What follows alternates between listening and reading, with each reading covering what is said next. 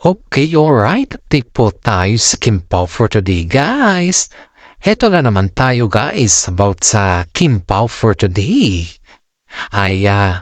Alam nyo, guys, ang daming nagtatanong kung bakit sumausaw si Kim Chiu. Sa politiko or sa politika ba? Sa mga nangyayari kasi sa ngayon, guys, is marami pong nagko-comment o nagbibigay ng sarili nilang opinion sa mga pamamaraan ng pagsabi or sa mga sinasabi yung nasa loob ba nila, guys. It's been normal naman kasi yan sa ating bilang isang tao na mag-comment. Pero wag sana natin bigyan ng kahulugan ang ating sariling idea or mga idea ng mga ibang tao dahil pag yan ay binigyan mo kasi ng kahulugan, iba na yung patutunguhan. Gaya dito, guys, ang daming nagagalit kay Kim Chiu dahil sumausaw daw siya sa politika. Nag-comment kasi siya sa nangyayari sa ngayon, which is may mga iba naman na iba yung pagka-interpret, may mga iba naman na positive yung magka-intindi. May mga iba naman na negatibo yung pagka-intindi kaya halos lahat ay yung kanilang mga sinasabi ay hindi natin naaktuan or kumbaga is hindi natin pwedeng sayawan. Kaya ngayon, guys, ay yung mga negative po na comment sa idea ni Kim Chiu ay talagang binatikos po siya ng mga madlang Pilipino. Dahil bakit daw kailangan niyang sumausaw pa sa politika, ang ganda-ganda na daw yung kanyang career. It means, guys, sa mga lagay na ganyan, ay ang mga netizen po ay ayaw nang sumausaw ang Kimpaw sa politika dahil nga po nakakasira yan sa karir.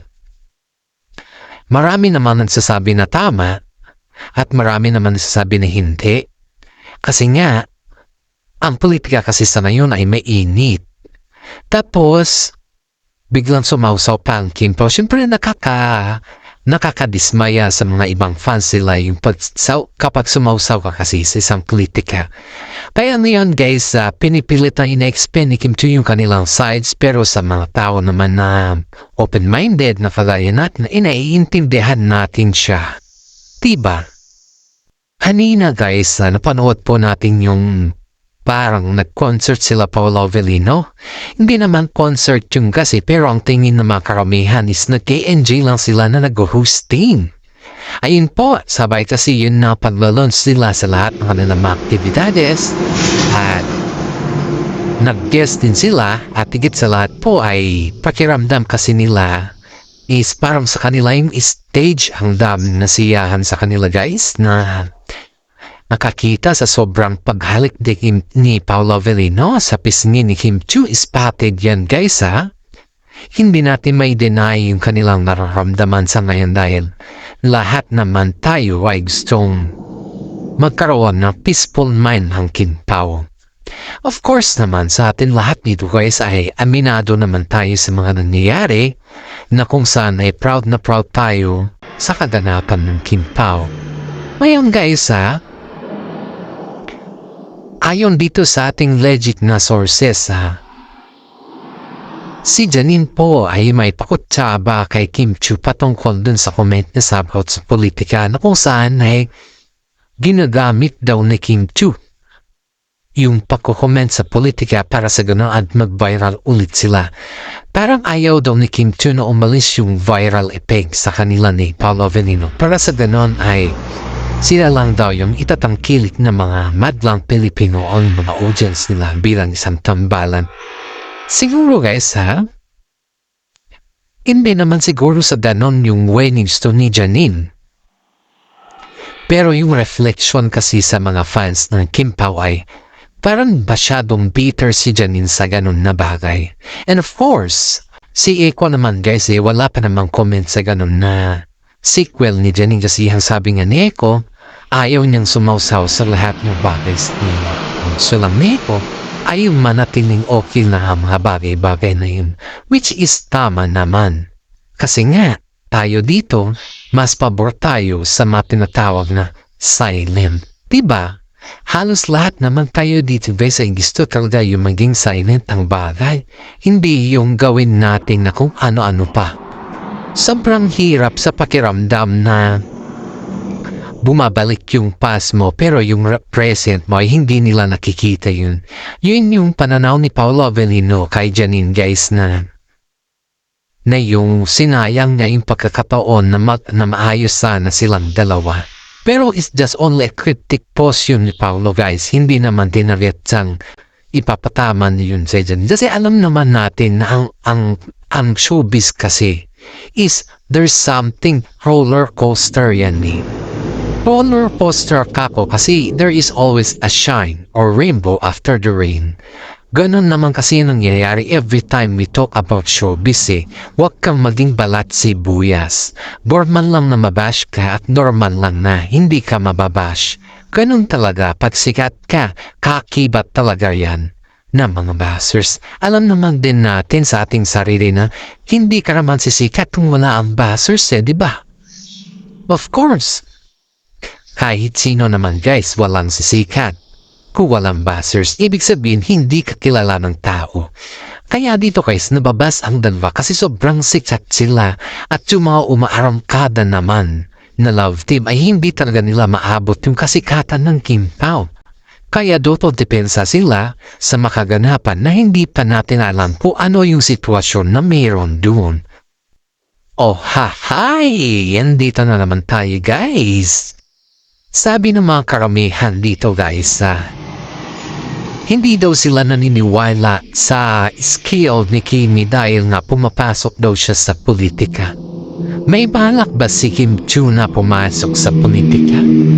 Yan po yung tanong na maparamihan sa atin na hindi pa natin ito nasasagot kasi hindi pa naman natin ito natatanong sa mga kasama natin sa showbiz. Pero sa aking lagay guys ay wala naman akong nararamdaman na balak ni Kim Chiu ang pumasok sa politika dahil ano naman ang gagawin niya sa politika sa showbiz pa lang sumasakit na yung kanyang ulo, diba? Isip-isip din tayo pag may time ba kasi syempre porke nag-comment ka na sa isang politics ay yun na pakiramdam ng mga iba.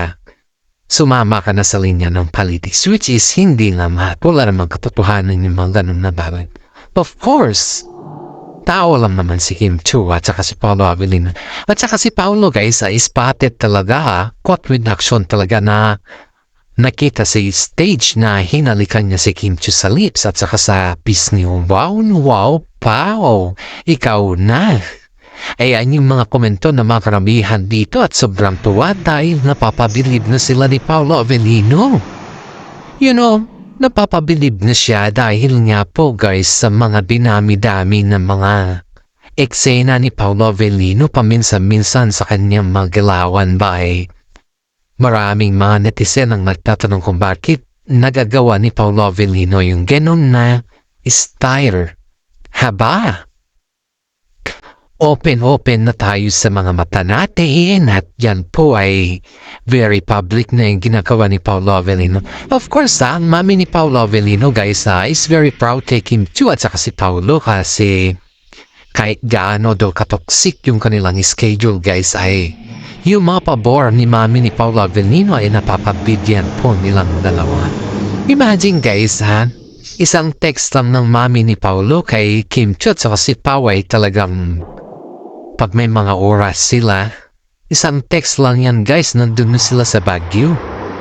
Siyempre bilang isang nanay naman ay kailangan mo naman kumustahin ng iyong mga anak kahit malayo ka man sa kanila. Kahit hindi mo man sila nakikita, kinakamusta pa rin niya ang kanyang mga anak. Bayan nitong si Paolo Avellino na to, na halos nakikita naman natin na sobra siyang busy, ay nandiyan pa rin yung kanyang mami. Yan dito natin makikita guys na wala tayong masabi sa mami ni Paolo Avellino dahil hindi naman natin sukat nakalain na ganito kasi ganito siya na nanay, sobrang mapagmahal sa mga. Haba! We're so very glad dahil sa mga magulang natin nararanasan mo yung tunay na kaligayahan. Yan nga po yung sabi nila, pag ikaw ay senior citizen na, ay dapat ang mga para na himamagandang bagay. Shout out po tayo sa mga senior citizen dyan na nakikinig sa atin. Welcome po sa ating mga vlog. Kayo po yung priority ko dahil kayo din po yung pinakamalakas na audience ko dito. Paki-share and like naman po yung ating YouTube channel na kung saan ay Peanuts Vlog po. Kayo din po yung aking mga audience na pinakamamahal ko kasi kayo lang din po yung nanonood sa akin at higit sa lahat ay very online po kayo sa lahat ng bagay. Okay guys, gusto ko lamang po ipahagi yung pagmamahal ng isang anak sa isang nanay na kung saan ay sobrang mahal ni Paolo Avellino ang kanyang nanay. Pinaparamdam niya talaga na wala siya sa mundo kung wala ang kanyang nanay. At yan po ay kitang-kita naman natin na napaka-mamas boy ni Paolo Avellino sa kanyang mother. At ang sabi nga ng mga karamihan ay napapabilid sila sa ugali nila Paolo at saka sa Kim Chiu dahil kahit gaano kahirap yung ilang oras. Pag text ang nanay ni Paolo ay andyan na talaga sila at yan po ay wala na tayong masasabi dyan kundi pinaparanas talaga ni Paolo Avellino ang pagmamahal niya bilang isang anak sa isang ina at proud din ako na magsabi na solid Kim Pao po tayo sa lahat ng bagay. Oh hi! Ito na naman tayo guys, another topic for today again. Ito guys si Vice Ganda po ay may pasimpleng patama sa comment po kasi ni King Chiu Pero mga kaibigan mga to guys, hindi naman yung patama talagang kakasakit sa paningin or sa tenga, pero it's just only for joke time ba kasi syempre pag ikaw kasi yan ang isang host ay makikita mo dun ko ano talaga yung klase ng pag-host meron ka. Kilala naman natin si Vice Ganda na she's very joker and at the same time is mahal siya ng mga audience niya. Kaya ito guys sabi dito ano ba naman yan pati sa politika no comment ka. Sobrang busy mo na nga at ginawa mo pang busy, magiging busy ang mga buzzers mo sa iyo. Oh hi! Iyan yung mga nakakatawa na narinig ko kay Vice Ganda na pasimpleng joke pero may tama. Iyan yung pinaka-effective na joke ni Vice Ganda kasi nga, syempre tama naman kung tuusin natin kasi sobrang busy na nga lang niya tapos ginawa pa niyang busy yung kanyang mga buzzers. Kaya sobrang daming nagmamahal talaga kay Kim Chiu guys kasi very concerned sila sa kanyang mga ginagawa.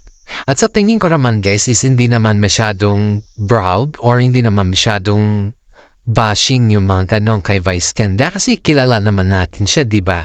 And at the same time sinundan naman ito ni Jong Hilario guys. Kaya nga sabi naman ito, tonma si Kim Chiu sumausaw pa. Ang dami na nga problema, nagdagdag pa. Haba-habahan si Kim Chiu po yung naging fiesta sa showtime ng isang araw. Pero syempre, kasama nila showbiz ay kailangan din natin nilang intindihin at just a part of their job na sabi nga nila. Mahirap din makipagsapalaran kung yung sabay mo is sobrang lakas ng impact sa public, diba? Iyan nga din yung mga punto ni Vice Ganda kay Kim Chiu guys na nahihirapan yung mga ibang love team na pumasok sa show dahil nga sobrang lakas ng Kim Pao. At sabi nga nila, medyo dig pa daw nila yung Katniel noon. At iyan po yung nakakainis or naiinis yung mga ibang fans ng Katniel noon dahil hanggang ngayon naman dahil mas nabubuhay daw ang Kim Pao sa ngayon compared sa Katniel. Ang dami, alam nyo guys, ang daming pakulo ngayon na sa mga showbiz guys. Halos hindi mo maintindihan kung saan galing yung kanilang kutsaba sa isa't isa. Halos hindi mo sila ma-attach or hindi mo sila maintindihan sa kanilang mga dalawan. Believe it or not guys, ang dami talagang nagsasabi na pinapaboran lang daw ang Kim Pao dahil nga dun sa mga sistema nila sa showbiz na yung napapabilid nila yung mga tao. Pero pagdating daw sa mga reality talk ay dun daw sila mahina. Sa akin guys, hindi naman mahina ang term dun kundi isa lang talaga sila na yung mga tao na Hindi naman nila pinapaasa yung tao, kundi talagang sinasabi nila by their action. Yun yung katotohanan dyan, guys. At huwag naman nating gawing katatawanan yung mga ganon na bagay. At alam pong inip na tayo. Hanggang dito na lang po ang ating content. Maraming salamat at God bless po sa ating lahat.